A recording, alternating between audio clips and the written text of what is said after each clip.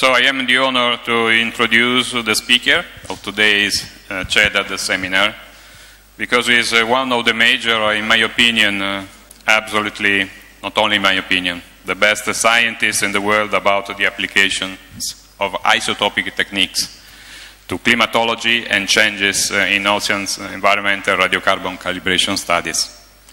Edouard is professor of the prestigious Collège de France in Paris and deputy director of the CEREG, the European Center for Research and Education and in Environmental Geosciences, located in Aix-en-Provence in France. Professor Barr received his master's degree in engineering geology at the University of Nancy in 1985 and his PhD in 1987 at the University of Paris-Sud-Orsay. He was a researcher at CEA, the French Agency for Atomic and Alternative Energies in Gif-sur-Yvette, close to Paris. He worked also at the Columbia University in the States. He was visiting professor at Harvard University in Cambridge in the States in 2000. For 10 years, since 1991, he moved to Aix-Marseille University. There he was professor and chair of the Development of Climate and Ocean. In 2001, he became professor of the Collège de France. In 2010, he was elected member of the French Academy of Sciences. For his pioneering works, he received many awards and honors. The list is really too long. I need at least 2 hours to read it. But I just mentioned that he is elected member of the Académie Royale de Belgique, chevalier dans l'Ordre national de la Légion d'honneur, membre du Conseil scientifique de l'Office parlementaire d'évaluation des choix scientifiques et technologiques. He recently, 2 weeks ago, probably in Kiel, he received an Alfred Wegener Medal for pioneering innovative work in paleoceanography and paleoclimatology. In the field of radiocarbon calibration, his studies are a reference for everybody in our community. So the title of the talk is Geochronology of Corals and Other Paleoclimatic Archives Applied to Radiocarbon Calibration. Professor Edouard Bard.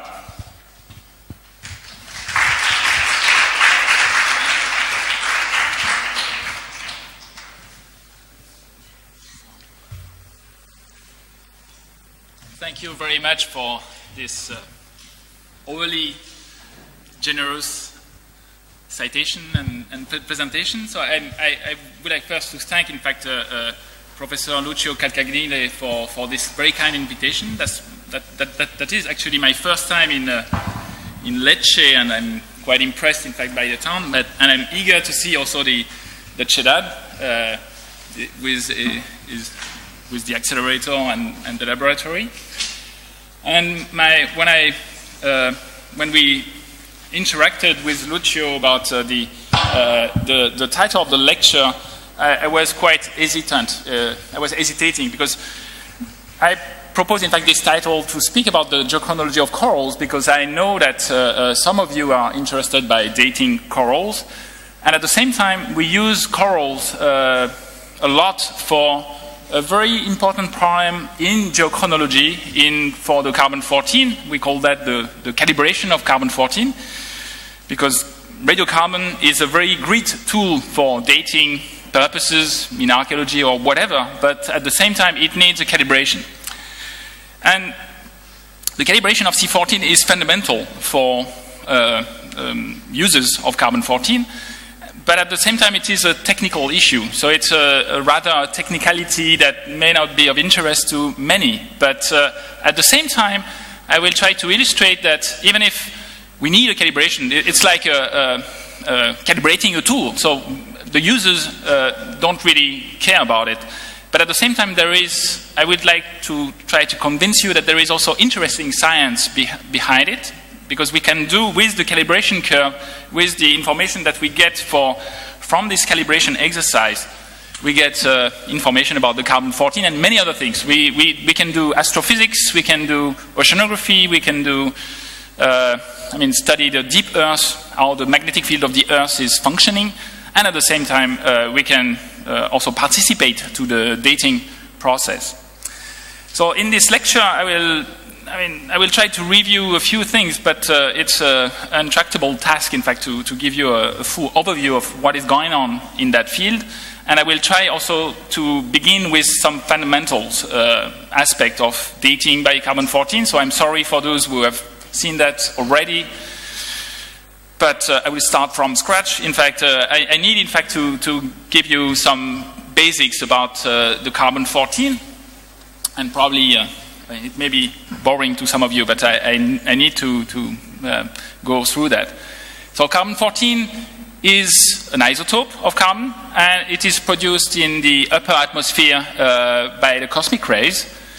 And this is a cartoon, in fact, that shows what is happening. I mean, the carbon-14 is produced in the upper atmosphere, not directly by the incident cosmic rays that are mainly made of protons, charged particles. This is important, in fact, to remember that most of the cosmic rays that are important for that game are protons, they are charged particles, but at the same time they produce, when they collide with the atmospheric gases in the atmosphere, they produce secondary neutrons that are producing ultimately the carbon-14 because they collide with the nitrogen atoms from the air. And the nitrogen is transformed into carbon-14. It's an NP nuclear reaction, and the carbon-14 is actually has too many neutrons, so it has to decay, and it decays back to nitrogen with a half-life of something like 6,000 years. And overall, over the long time scales, in fact, the carbon-14 concentration in the atmosphere, or the C14 to carbon-12, I mean, most of the carbon, I mean, we are made almost all, I mean, we are made of water, but also of carbon, as you know. And the carbon is made mainly of carbon-12, and the carbon-14 to C12 ratio is attained, in fact, in the atmosphere, more or less a steady state between the production and the diffusion into other reservoirs. And there was more or less a steady state between the two. So it means that when a plant is growing, is taking up CO2 to do photosynthesis to grow, or if animals are eating plants or eating other animals, they get exactly more or less, I mean, there are some technicalities involved in that, but they have more or less the same C14 to C12 ratio as the atmosphere. So this is the principle of the carbon-14 method, because we will see that it's important to start, in fact, from this more or less equilibrium, this steady state between the production and the diffusion in the other reservoirs. And if we take into account, in fact, the whole Earth, if we say that Earth is a box, there is a steady state between the production and the decay overall in the Earth. So this is the cartoon that is showing this. In fact, production of carbon-14, the C14 is oxidized into CO2 and is mixed, in fact, in the atmosphere with the other CO2. And the CO2 then diffuses or is taken up by the biosphere. The biosphere is eaten by animals, and it can also go in the ocean directly. And the principle of the carbon-14 dating is, I mean, summarized on that graph that you may not see that much. But anyway, so you probably know that. This is, again, a simplified equation of the carbon-14 decay. It decays back to nitrogen. It produces a beta particle and antineutrino. But what is important is that the kinetic of this radioactive decay is very simple. It's a first-order process, and the differential equation for this is this one. And it's possible to solve this equation to extract the time when we measure the residual amount of carbon-14 in a sample. It's possible to measure the time directly by solving this equation and measuring, in fact, in the sample, the residual, the N over N0, the residual carbon-14 concentration. We measure it either by measuring its radioactivity or by measuring it by, I will mention that, by mass spectrometry. but we need, in fact, this N over N0 or R over R0 if we talk about the radioactivity, and it's possible to solve it knowing, in fact, the decay constant of carbon-14. So this is the basic equation that was assumed, in fact, by Willard Libby in the 50s. Libby is the inventor, more or less, of the carbon-14 dating technique, and he got the Nobel Prize in chemistry for that. And actually, this plot, I mean, that you may not see from the back, is redrawn. In fact, this is what was used, in fact, by Libby in the 50s to prove that the carbon-14 method was working. He took, in fact, samples of coffins of very famous Egyptian pharaohs in Egypt. For example, you have Snefru, Sesostris, and so forth. And in that case, they were knowing, in fact, precisely the age of the tomb of the pharaohs, and it was possible, in fact, to plot directly on the graph the residual activity of the carbon in those archaeological artifacts, wood, and versus the historical age. And this was the first proof that the dating technique is working. You could, by plotting, in fact, the residual, he was able to show that it is following the expected decay curve, which is a simple exponential. So this was the status in the 50s, and everything also relies on the fact that there is an assumption. There are several assumptions involved in the carbon-14 technique. The basic assumption is that the N0, the atmospheric radioactivity or isotopic ratio of C12 over C14 to C12 is constant. This is this N0, and you can express this either as a radioactivity, so 15 disintegration per minute and per gram of carbon, or as an isotopic ratio of 1.2 10 to minus 12 for the C14 to C12 atomic ratio. And the N0, the assumption is that the N0 has to be constant if you try to solve, in fact, this equation. Otherwise, you can't solve the equation, because you need, in fact, to plug in that equation the initial value of N0. And the N0 could, in principle, vary with latitude, with altitude, because the production varies with latitude and altitude. And the first thing that Libby did in the 50s was to check, especially that there was no gradient, no changes versus the latitude. Otherwise, if you were dating in archaeology, you would have to worry about whether your animal has walked from the high latitude to the low latitude. And there is another very important, and so he checked that, and we know that it is quite precise. It's not absolutely the case. I mean, we know that there is a difference between the southern hemisphere and the northern hemisphere in terms of C14 to C12 ratio in the atmosphere, and this is due to diffusion with the ocean. But I mean, on first order and second order, it's true. In fact, we have a quite constancy of the N0.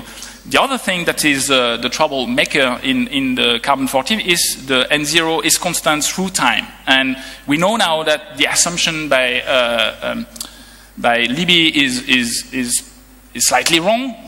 I mean, he could not measure that at that time, but we know now that there were fluctuations through time of this N0, and this is creating a bias in the age. The carbon-14 age is either too high or too low with respect to the calendar age, and the reason why is simply that the N0 is not constant to a first-order approximation. So at the time of Libby in the 50s and up to even today, in fact, there are labs doing radioactivity counting. Even at the police, for example, in Marseille, they use carbon-14 to check, I don't know, alcohol or, I don't know, whatever material they want to check. But since the mid-80s, in fact, what has really changed life for measuring the carbon-14 is that we do not wait any longer for the decay to occur, but we measure it by accelerator mass spectrometry. So because I haven't seen the CEDAD yet, I don't even know that it exists, so I want to see it for sure. So I decided to show you a few pictures of the accelerators that we use in France. In fact, these are the accelerators that are dedicated, in fact, to accelerator mass spectrometry in France. You have on the top the old Tandetron that was installed in the mid-80s. So I did my PhD with that, and it was actually dismantled in 2006. And France decided to have two other facilities, one in close to Paris in Saclay. This is a national facility for Artemis for carbon-14.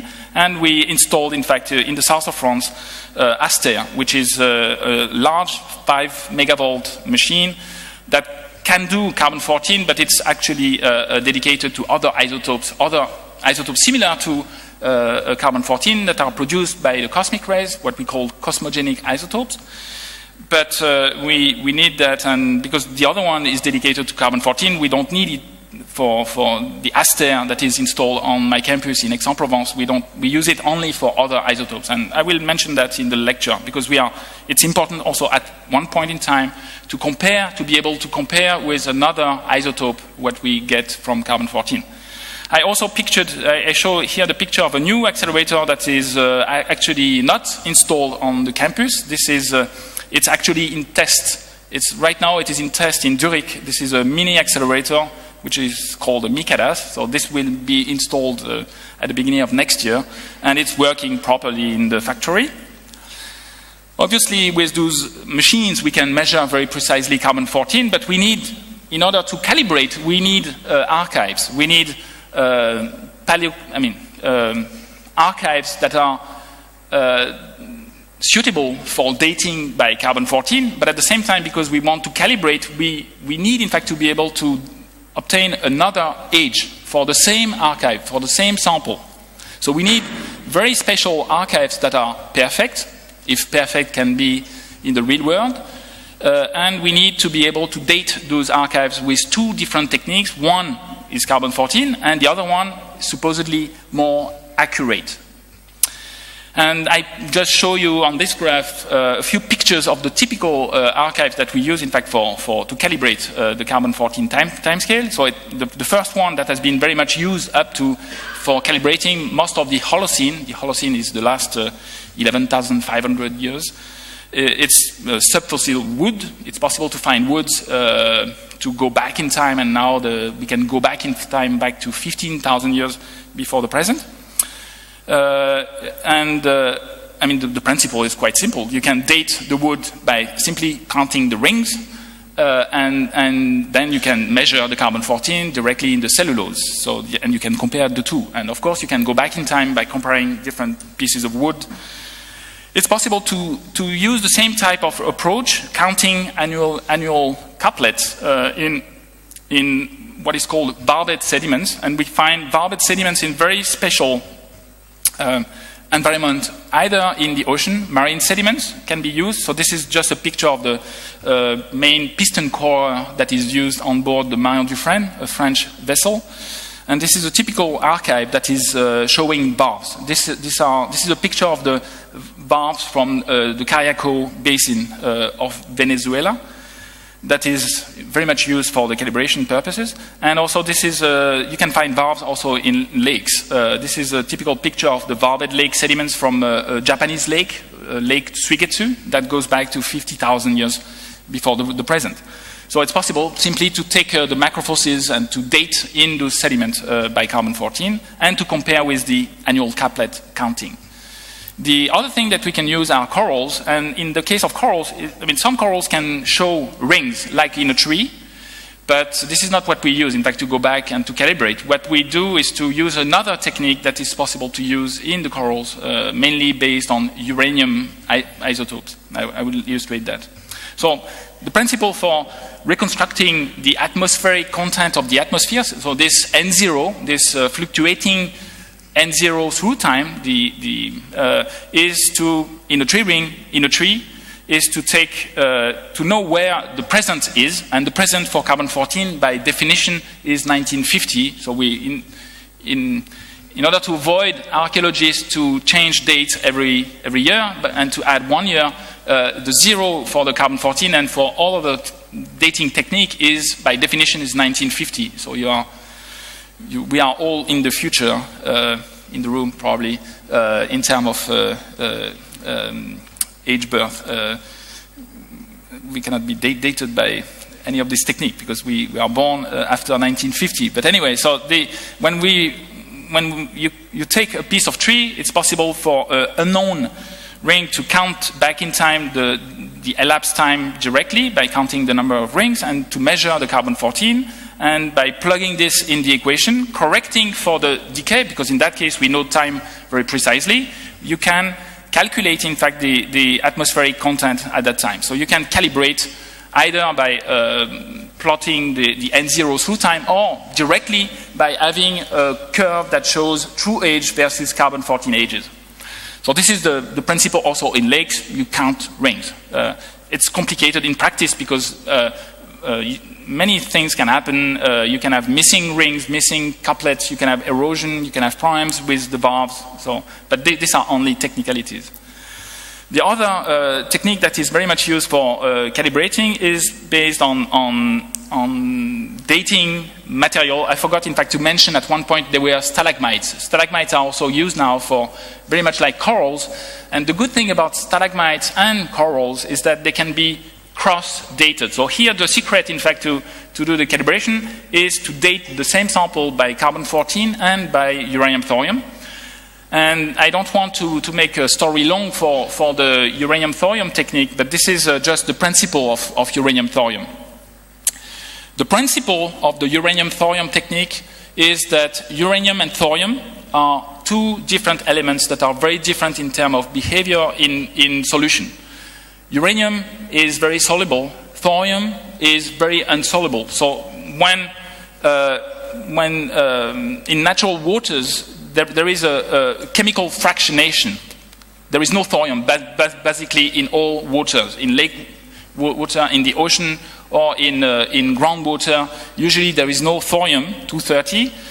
And when carbonate precipitate, it will take up some uranium in its lattice. And then, if the carbonate behaves as a closed system, you have the uranium decay, radioactive decay within the lattice of the carbonate that produces thorium-230 that goes back to what is called secular equilibrium. Because the uranium-238 decay constant is extremely long in comparison to others, you get an equilibrium which is called the secular equilibrium. So what we date, when we date by 230 thorium uranium technique is very different from what is done for carbon-14. Instead of looking at the father product of the decay chain, carbon-14 is decaying to nitrogen and we measure the carbon-14.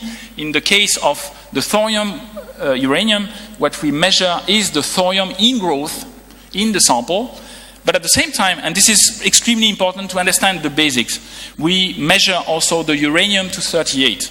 So this is, and we get a similar equation, 230 over 238, thorium over uranium, equal the decay constant, which is typical, which is special to thorium, and time. It's the same kind of exponential equation as for the carbon-14. And you can solve it for the time and get what you want. The very extremely important, and this is very often people say to me why carbon-14 has to be calibrated and why the other techniques are more accurate. The reason why is carbon-14 is the only dating technique in geochemistry where you only measure one isotope. I mean, you measure more than one isotope, but only in the decay reaction, you only measure the father, and you do not measure the daughter. In French, we say father and son, but French, in English, it's... So the carbon-14 technique relies on the fact that you measure only the decay of the father, carbon-14, and you cannot measure what we would call the radiogenic nitrogen, the nitrogen that is produced by the reaction, because the radiogenic nitrogen is mixed with a lot of atmospheric nitrogen. There is no way to measure it. This is opposite to all other techniques. In dating, this is the reason why all other dating techniques have a double name. Carbon-14 is only based on carbon-14, but uranium, thorium, potassium, argon, neodymium, samarium, you have many uranium lead. All other techniques are based on a couple of isotopes. It's because at the same time, we measure the decay of the father and we measure the daughter ingrowth. This is fundamental. This is the reason why carbon-14 is special and needs a calibration. Everything is more complicated, of course, in real life, because this is a simple... Uranium is not decaying directly into thorium. It decays, it has a decay chain that goes down to lead, but there is an intermediate uranium, which is called uranium-234. And in natural waters, the 234 uranium is in excess because of a process that is called alpha recoil. I don't have time to explain to you what it is, but it is due to defects in minerals and that are linked, in fact, to this alpha radioactivity. So instead of having a simple equation, you need to measure not only two isotopes, you measure the three, 230 thorium, 238 uranium, 234 uranium, and you measure also the excess of 234 uranium. But anyway, you can get a simple equation. You have to solve it iteratively, but that's no problem. So you need special equipment also to measure uranium thorium in carbonates, in corals, for example. And these are the machines that we use. It's not accelerator or mass spectrometry. This is two facilities that we have in X. This is a thermoionization mass spectrometer, a double focusing mass spectrometer. So it's quite complex, and you count ion by ion.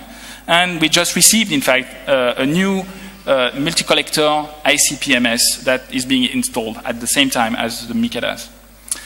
We need samples, and the main problem with corals, I will not concentrate on speleothem, but when we go for the calibration, we need corals, because the corals pick up the carbon from the surface water, and it's possible to date them by uranium thorium and carbon-14.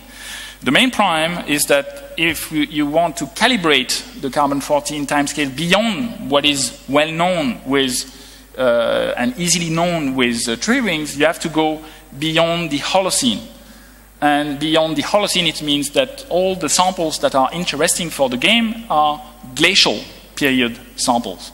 And during the glaciation, the last glacial maximum, the last glacial period, the Würm, the sea level was much lower. It was at least 100 meters below the present day, and we need to go either to dive or to drill. And this is what we have done. In fact, this is summarizing. I've been using, in fact, large equipment, in fact, to drill offshore a few islands. Of course, corals. I mean, you can find corals in the Mediterranean. You can find a few small corals. But if you want solid pieces of corals in drill cores, you need, in fact, to drill. And we have done that in several islands. We have done that especially at Tahiti, in French Polynesia. So this is just a picture of the ugliest place in Polynesia. So if one day you go to Polynesia, you have to escape from the harbor of Tahiti. But the good thing with Tahiti and Papeete, the capital of Polynesia, is that part of the harbor is constructed directly on the barrier reef. So this is the barrier reef, and part of the harbor is accessible with a road, so it was possible easily to drill directly in the barrier reef. So we did vertical drills. We tried also to deviate the drill to get at the oldest material.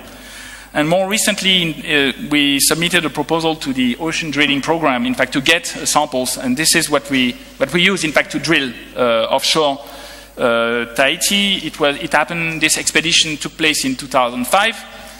And we drilled several kilometers, almost half a kilometer of core offshore, different location around the island of Tahiti. Tahiti has two volcanoes, in fact. This is a typical core that we have from Tahiti. So you have, I don't have time to show you the details, but you have branching corals in the core, and we can see the post-glacial corals. We can see also the Pleistocene, much older corals in one of the core.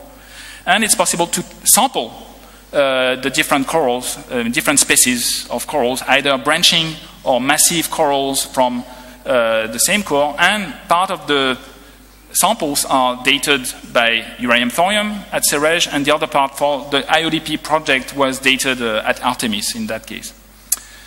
I need to be careful with the time, but at one point, since I wanted to illustrate some of the difficulty in dating corals, I show you here a typical example of a core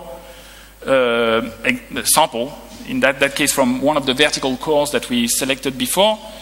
The coral is here. It's a piece of a branching coral, so you have to imagine branches, and this is the same colony actually. And it's made of aragonite. One good thing with corals, and this is the reason why we can use them for the calibration, is that they are made of aragonite. Aragonite is one form of calcium carbonate, and the good thing with aragonite, because of its structure and lattice and crystallographic system, is that it takes up a lot of uranium. So it's easy to date by uranium thorium. The pitfall is that the aragonite is not stable thermodynamically, so it goes back through time, and it is altered quite often into calcite. And the other thing that you can see on that graph, on that picture, the coral is covered by microbialites or stromatolites that are made of calcite. They grow after that. They grow after the coral. And you can see also algal crust that is linked, in fact, to red algae. In the core, they are no longer red, but if you dive on a healthy reef, you will see red algae everywhere. So you need, in fact, to clean the coral quite efficiently if you want to date only the aragonite. And you need also to take care about the purity of the coral. So we spent quite some time in improving, in fact, the XRD technique to have a low detection limit for detecting the calcite in the samples in order to avoid altered aragonite, altered corals. This is what I wanted to show you. This is the same. You have not seen the difference, but the difference is that the points are there. You have to imagine the effort for each of those points represent one coral that was drilled in either vertical drills or deviated drills or offshore drills. And you can imagine how costly it is expensive it is to go offshore with ODP. So I really wanted to show you that there are points on the curve instead of only a curve without the point. So this is the graph that I wanted to show you before. This is the update of the Tahiti sea level curve. And what you can see on that curve are all the corals that were collected up to 16,000 years before the present. This is the calendar age based on uranium thorium. And this is the depth, the relative sea level. And what you can see is that, this is what I explained at the beginning, the corals we are interested in for getting beyond the Holocene were grown during the glaciation, when sea level was sometime 120 meters below the sea level of today. So this is a sea level curve that is based, and this is actually one of the main purpose for doing the expedition. The expedition was not only based on calibration of carbon-14. If we had asked, in fact, for the amount of money to go offshore Tahiti only for the calibration of C14, they would never have accepted that. The calibration is a nice byproduct of the game. But the main thing that we wanted is to study sea level. So this is the sea level curve based on the Tahiti corals. And of course, there are many interesting aspects of it, but this is climatology, this is paleoclimatology, especially the acceleration of the sea level at about 14K. And actually, this is something that we did, in fact, that we did already in the late 80s when I was in the US at Columbia.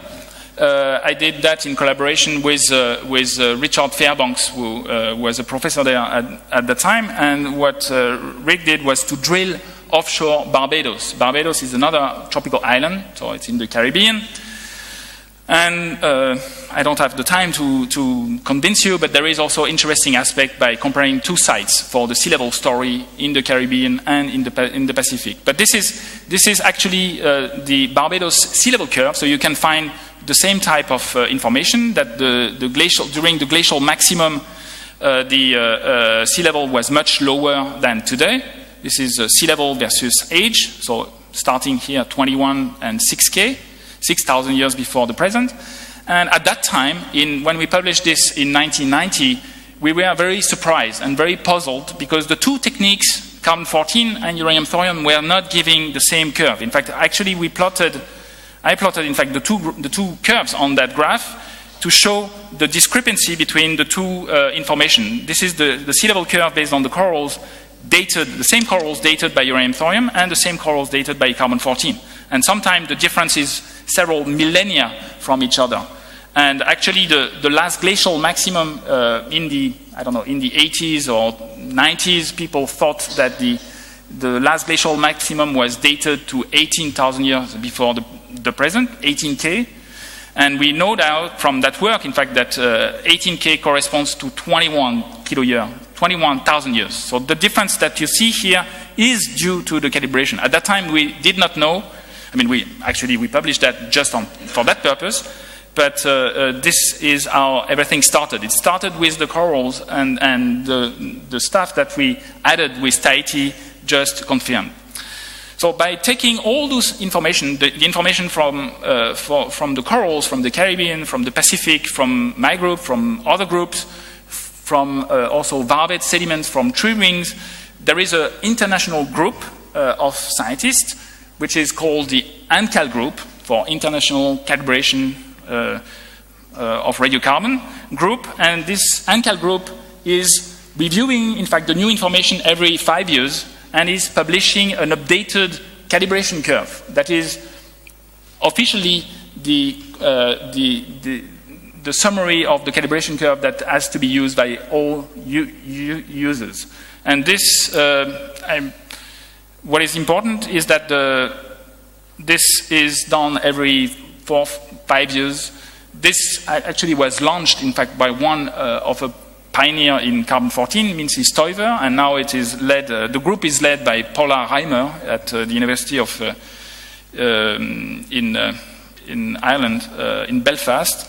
And actually, so there were many efforts for preparing a new calibration curve that is used by all users. In fact, the archaeologists use corals without even knowing it when they date ancient artifacts.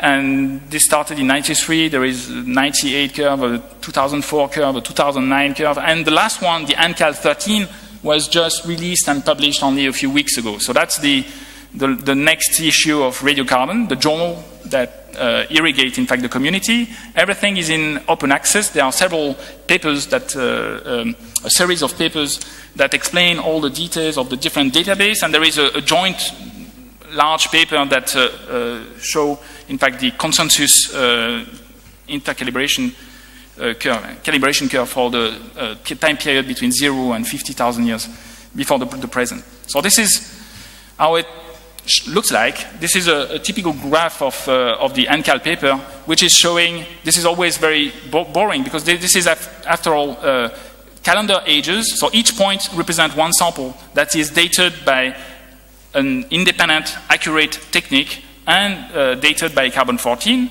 And so this is the period between 10,000 and 27,000. And as you can see, on that graph are plotted many data that are used, and there is also some statistics involved in that to get a consensus curve that goes through most of the points. On that graph, the error bars are not even plotted, but they are taken into account. And what is important to realize is that all the information that we have for that time period more or less agree. On that graph, you have data from speleothems, from stalagmites, from lakes, barbed lakes. You have also sediments from Pakistan, from the Iberian margin that we generated. We have Tahiti corals, corals from other places, and from different groups. And this is the actual ANCAL curve that is shown in black here. What is also important is to realize the shift. In fact, if carbon-14 was not only precise but accurate, all the points you should plot on that line. This is the one-to-one line. 10,000 should correspond to 10,000. 24 should correspond to 24. So actually, we can see that carbon-14 is always too young when we take. If we were using, in fact, the original equation by Libby, we would get a shift by at least 3,000 years for the oldest time period. So this is for the period between 10,000 and 27,000 before the present. So that's good news, because we see that there is quite good replication between the databases. Beyond 27K, the problems happen, because the older you get, the more difficult it is to get good corals, good continuity of valves, because the valve error bar is cumulative. when you date something at 50,000 by counting annual couplets, you have to be accurate for the entire period. So that's the main difficulty. And in 2004, when we did, in fact, the 2004 exercise, this was more or less the situation. That did not really change in 2009. Actually, this is a graph showing again the calendar age versus, the conventional C14 age versus the calendar age for different archives beyond 27 or 23,000 years before the present. And as you can see, they were not in agreement at that time. In that paper, so here you have data from the lake, from the Swigetsu Lake, you have data from the Bahamas paleotherms, you have data from corals, from other sediments. And I illustrated, in fact, the discrepancy in that editorial by taking the case of trying to calibrate the age of the famous Chauvet Cave painting, the archaeological painting. This is a rhinoceros from Chauvet Cave, not very far from where I live. And they are dated at 31,000 years before the present in terms of carbon-14. And if you take this age and you calibrate, forget about the error bar, but if you try to calibrate with the different information, you would obtain a range of more than 5,000 years for the calibrated age. So clearly something was wrong, and this is the reason why in 2004 we decided, in fact, to stop the calibration curve at 26, because there was no agreement. So very fortunately for the next iteration, this ANCAL 13, we have a much better agreement between the different information. And this is summarized on that graph that shows again calendar age, different techniques versus, count 14 versus calendar age, and you have the one-to-one line, and you can see that most of the information more or less agree. If you plot the error bar, you would see that they basically agree with each other. There are some systematic differences still, but it's not as strong as what we had in 2004, so we decided, in fact, to merge everything, especially because when we take the error bar, they are indistinguishable, even if there are some systematic differences between some data sets. So this is, again, the black line is the new ANCAL curve that has to be used since a few weeks only. I need to take into account the time, because now I would like also to convince you that it's not only a technical problem of two axes, Y and X, calendar age and carbon-14 ages, because there is also interesting information to be gathered from looking at the calibration or the variability. In other words, I could convert, and this is what is done, the bias between the carbon-14 and the true age can be transferred, can be converted in terms of variability through time of the atmospheric value of C14 to C12, this N0 that was assumed as constant, and the differences that can go up to 50% or 500 per mil are linked to this variability of changes of the atmospheric content of the atmosphere.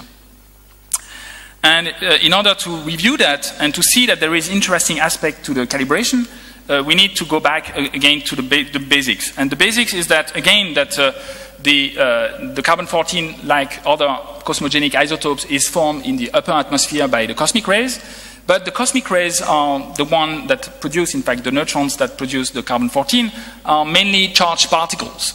And they are deflected when they come in the vicinity of the Earth. They are deflected by all magnetic fields that surround the Earth, especially the magnetic field of the Sun, of the solar wind, and also the geomagnetic field. This is a picture showing the Earth, a section of the Earth's magnetosphere that is constantly deformed by the solar wind magnetic properties. So we have to take into account for the production rate by cosmic rays, we have to take into account the variability of this magnetic field. In other words, the deviation of the carbon-14 to true age allows us to probe that, to go back in the past to study those processes. This is the reason why it's interesting also in itself to do the carbon-14 calibration. Just to illustrate how dramatic it can be to this change of the cosmic rays due to the solar activity in that case, I'm showing to you here the flux of secondary neutron that is measured at a monitor in Antarctica. There are many neutron monitors everywhere on Earth that are collecting, in fact, the secondary neutrons from the cosmic rays. And what you can see is that if you look at a time series over the last decades, 1960 up to 2007, 2008, you have a cyclicity. There is an 11-year cyclicity of the cosmic ray arrival on Earth, at McMurdo in particular. And this is following, in fact, the sunspot, 11-year sunspot cycle that was launched. I mean, there is a controversy, but I'm Italy, so it was discovered by Galileo. Should be careful. You can see that there is an inverse relationship. When the sun is very active, when there is a lot of sunspots on the face of the sun, so the solar shielding, the magnetic properties of the sun are shielding the Earth against the cosmic rays, the charged particles coming from the galaxy, and there is a minimum of production of those secondary neutrons. So we expect a lower anti-correlation between the solar activity and the production of carbon-14 and production of beryllium-10 and all those isotopes. And so, in other words, in order to graphically illustrate this, I'm usually showing a plot. I mean, that's a usual plot to show the effect of these magnetic modulations by the geomagnetic moment, by the geomagnetic field of the Earth, the dipole, and this heliomagnetic, the magnetic properties of the Sun. And this is a graph that is showing, in fact, the production in carbon-14 in atoms per centimeter square per second, or with a scaling factor, you can also plot that for beryllium-10 on that graph, versus the latitude. And because we are looking at the dynamo, it's better to plot that versus the geomagnetic latitude.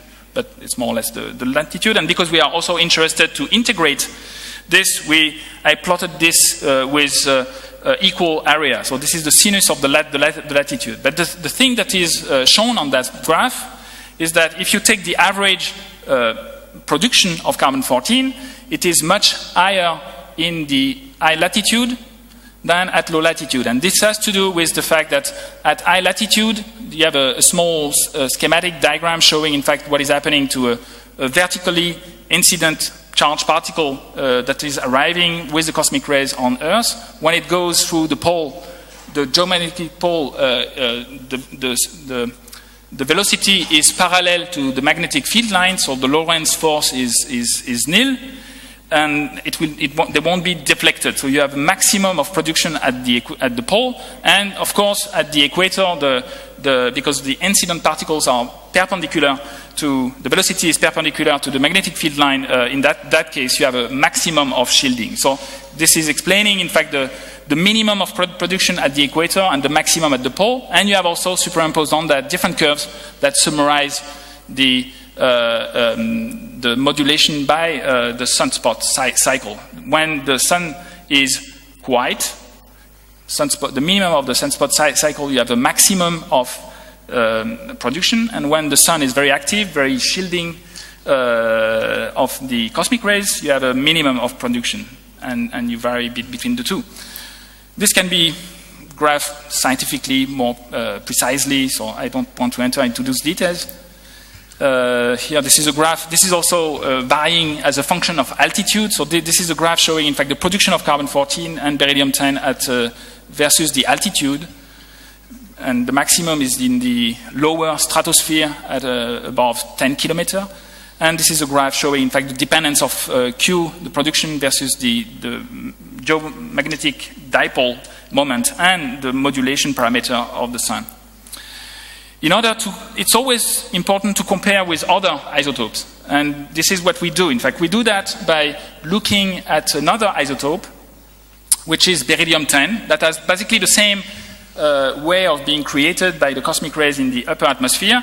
And the beryllium-10 can be measured in ice. We measure it in ice core. So we do that also on the Aster facility in my group. And these are pictures of the few sites where information is available in Antarctica. And we measured also one of my collaborators, Melanie Baroni, is working on different snow pits. And also we are collaborating with an Italian group to work on a deep ice core that was collected in the Italian part of Antarctica, which is the Talos Dome ice core. So this is a big collaboration that we have on this long ice core that is more than 1 kilometer of ice.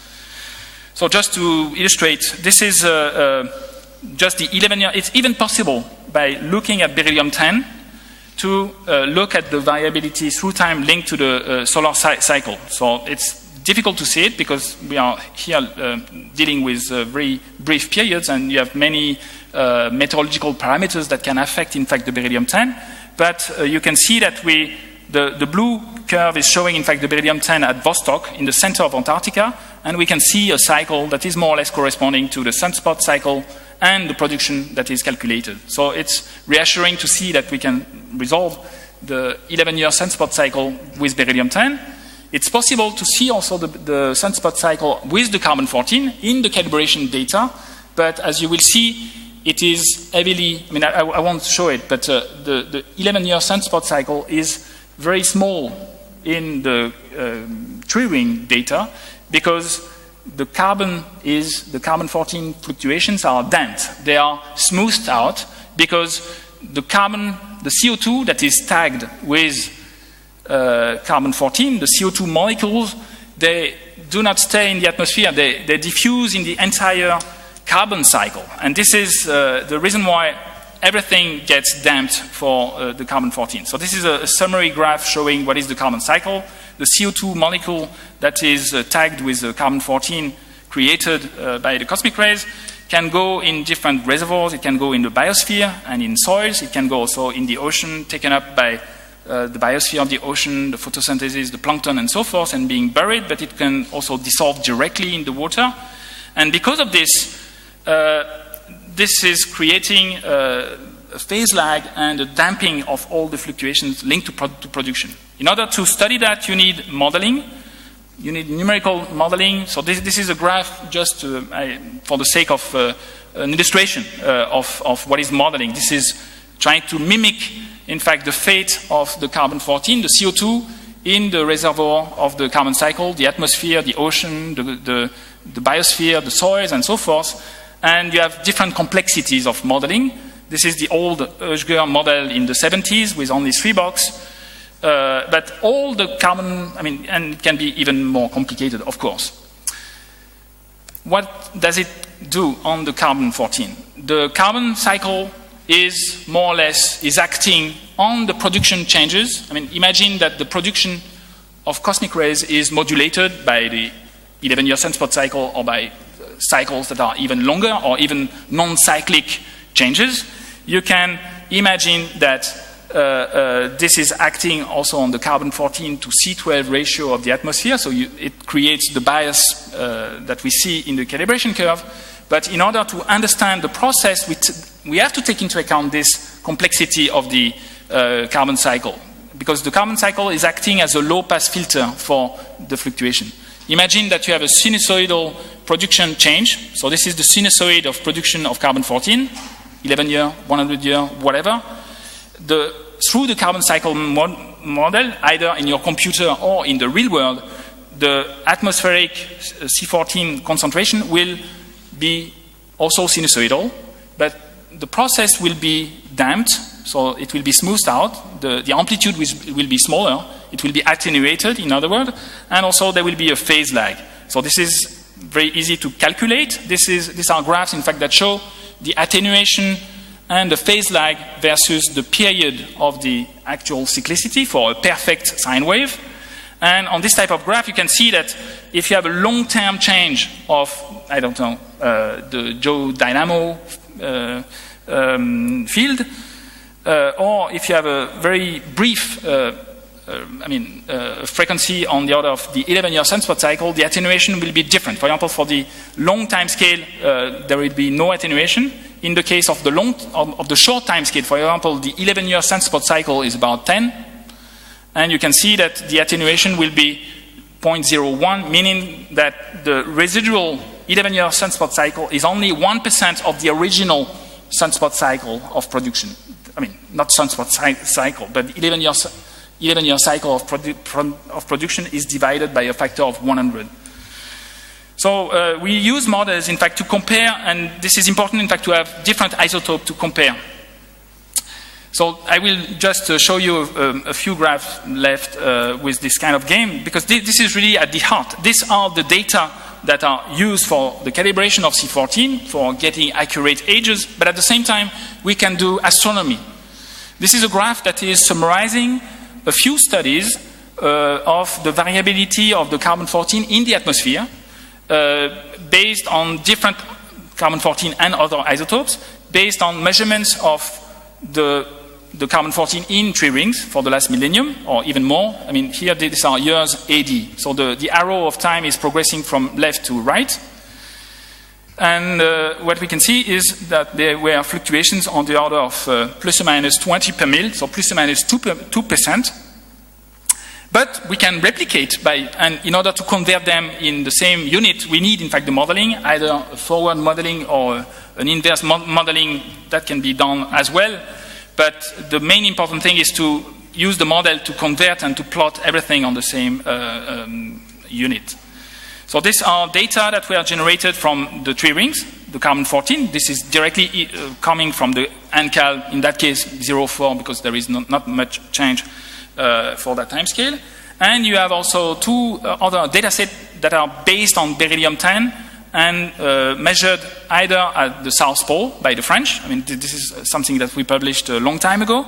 And also a Japanese group worked on another ice core from the Japanese part of Antarctica. This is called Dome Fuji. And as you can see, there is a quite good match. I mean, in terms of what can be reproduced, we are not dealing with physics, with everything which is perfect. We have a lot of meteorological noise and so forth. This is quite an amazing agreement between the different databases that have not been even dated with the same way. In fact, dating in ice core is different from dating with tree rings. There are also annual couplets, but it's a complicated story that I won't introduce. But what we see here are fluctuations, and most of those fluctuations, the maxima and the minima, are linked to the solar variability. So maxima, because there is an inverse correlation, correspond to minima of the activity of the sun. And what was also very important was to find back the minimum, that the maximum of carbon-14, maximum of beryllium-10, maximum of beryllium-10 in Dome Fuji, corresponding to a very famous event in astronomy that is called the Maunder minimum. That is named after, I don't have time, but is it, I have 5 minutes, so I have, because I'm a bit of a French chauvinist, I will tell you a story. I mean, Maunder is a British astronomer that compiled things in the 20th century, but he did not do any large work, in fact, on the top topic. And even though people use the name for the sunspot period, I mean, the period during which there is no sunspot in the late 17th century, early 18th century. And because the first sunspot seeing were obtained by Galileo, Scheiner, and other people in England and in Germany at about the same time, 1610, with the telescope. Invention of telescope, it was possible to count sunspots. And surprisingly, there were many sunspots seeing at the beginning of the 17th century, between 1610 and 1675, and then almost 1650, and then almost nothing. And then it went back. So this is called the Maunder minimum, after the name of this British astronomer. And actually the astronomer who discovered and who understood, in fact, the whole thing is French. He was the astronomer of the king at the time, de Méran, and he observed, he was comparing, in fact, his counting with Galileo's counting 50 years at least before what he did, and he was very surprised to see the decrease and the fact that there were no sunspots during the time period he was trying to count. And then he reobserved, because he lived throughout the Maunder minimum, he was able, in fact, to see the re-increase of the sunspot. And actually, he also compared that with the sight, with the seeing by eye of aurorae. It's possible during a minima of the sun to see aurorae everywhere. So there is a lot of astronomy that can be done with that. It's also possible to reconstruct the solar variability in irradiance by using, in fact, the carbon-14 and ultimately the calibration of C14. It's possible also to play such a game by using the entire data set back to 50,000 years before the present. I showed you that now we have a calibration curve back to 50,000 years before present. And we can use the same type of modeling and plug into the model. In that case, the variability is not linked to the sun. It's linked to long-term changes of the Earth's magnetic field of the Earth. And we have paleomagnetism data that indicates changes of the intensity. So this is summarized on that graph. This is a graph that is showing, in fact, the C14 production that is calculated based on the paleomag data. The paleomag data show that during most of that period, the intensity of the Earth's magnetic field was lower than today. So it means that the production was higher. So this is the reason why the production is always above 1. Here, this is the normalized production. The numbers are always more or less above 1. And you can use this curve as a production curve and plug it in the modeling. And this is what you get. You get, and you compare it with the atmospheric concentration expressed as a delta. You can, and these are basically the actual data from the calibration curve. The bias, this is to look more precisely at the bias between the carbon-14 and the true age. So this is expressing, in fact, the excess of the N0 expressed in per mil. You can express that in percent also. But basically, during the time period of interest, the data show all the data. This is a graph that was not updated with the 2013 ANCAL 13, but the message is exactly the same. The data show that the excess of the carbon-14 N0 was about 60%, so 600 per mil during the glacial period. And when you plug, in fact, the production curve that I just showed you in the model, you get this curve. So it doesn't match. It's still too short. We have a mismatch of several hundreds of per mil. But of course, there can be errors in the paleomag. I have no time to enter into those details, but this is difficult to reconstruct the average field of the Earth over time. And this is a work that is ongoing. And the other difficulty is that this calculation is based on the present-day carbon cycle. And what we know also from other type of data is that the carbon cycle was different during the glacial period, especially the carbon cycle, the amount of carbon that was stored in the ocean was larger, and the ocean circulation, the deep ocean circulation that sequester the carbon was slower. And this is a summary graph showing this type of process. This is the atmospheric carbon-14 that is calculated in the model, in that case with a very simple box diffusion model that allows to calculate that analytically with respect to the average mixing of the ocean, which is expressed as a coefficient, this coefficient K. This is the today's situation. So we have an atmospheric delta of 0. You have a K that is 4,000. During the last glacial maximum, we have, and during the last glacial period as a whole, we have indication from many data that the ocean was sluggish, was moving slowly in the deep ocean. And because of that process, the CO2 diffusion into the deep ocean was slower. And this has an effect of increasing, in fact, the atmospheric delta by several tens of per mil. For the moment, it's still ongoing work, and we don't know exactly by how much. And of course, with the modeling, this is a simple calculation. We can do much better with more complex model. This is just an illustration of the type of model that we can use that shows realistically, in fact, the apparent age of the deep ocean in the Atlantic, in the Pacific. This is for the modern circulation. and when you shut down, in fact, most of the circulation, most of the deep circulation, like it was during part of the glacial time period, the ages, the apparent ages of carbon-14 of the deep ocean were larger, meaning that they were in deficit of carbon-14, and the carbon-14 of the atmosphere was higher. So in that case, 40%, 4%. I mean, 4% meaning 40 per mil. So this kind of modeling can be used, in fact, to understand why there is still a mismatch. I mean, we understand, I think, that most of the discrepancy during the glacial time period between true age and carbon-14 is linked to production, but one significant chunk of it is linked to the carbon cycle that was different. So it's important to compare, in fact, with other isotopes. So I'm sorry that it took probably too long, but I had some technical problems that I had to fix in between. I will leave you, in fact, with a few messages. And the take-home messages that I would like you to take with you is that the carbon-14 is a never-ending story. It's a long-term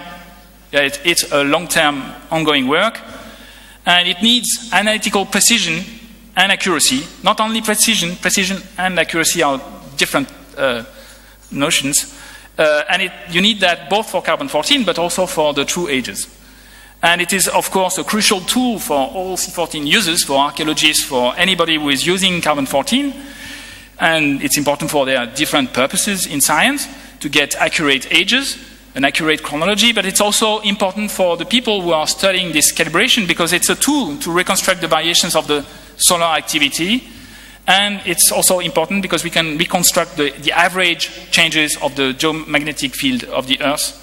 And it's also a tool, in the end, when we compare with another cosmogenic isotope, it's possible also to probe the variability of the carbon cycle over a long time scale. Thank you very much for your attention.